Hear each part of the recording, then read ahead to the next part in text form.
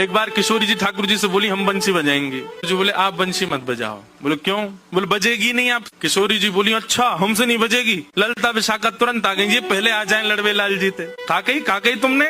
बोले मैं यूं कह रहा हूँ कि हमारी शामाजू बंसी ना बजा पाएंगी। अच्छा हमारी लाडली जू जब चले ना तो उनके पामन की नूपुर उनकी ध्वनि पे राग रागनी वारे वारे जामे, और तुम यूं कह रहे हो हमारी लाडली जी बंसी ना बजा पाएंगी।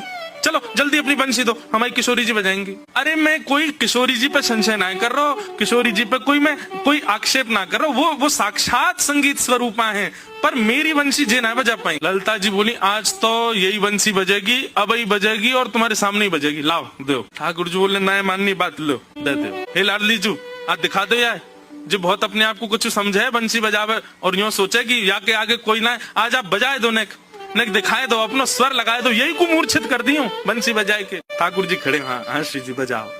हमारा तो सौभाग्य कि हमारी बंसी आपकी सेवा में, पर मैं फिर कह रहा हूँ जी बजेगी नहीं। किशोरी जी ने अपने अधर पर वेणु धारण करके अपनी कोमल उंगलियों से छिद्रों को आच्छादित किया और जैसे ही प्राण पिरोए बस हवा ही हवा निकले, स्वर नहीं निकले। ललता विशाखा कह रही है अरे जल पिला गलो सूख गो, श्यामाजू को जल पिलाए दियो लेकिन बंसी नए बजे। ठाकुर जी मंद मंद मुस्कुरा रहे, अब मैं कह रहा हूँ नए बजेगी मुंह वापस कर दो। अरे श्यामाजू जी बहुत मायावी है, ये अपनी माया ते कछु कर सके, याने जरूर बंसी बांध दी होगी, याने बंसी को टोना टोटका करके बाकी स्वर सबरे अंतर ध्यान कर दिए, नहीं तो हमारी श्यामाजू कोई स्वर को, कोई संगीत के वाद्य को स्पर्श कर दे, अरे स्पर्श मात्र से बजन लगे, ये बंसी क्यों ना बज रही है।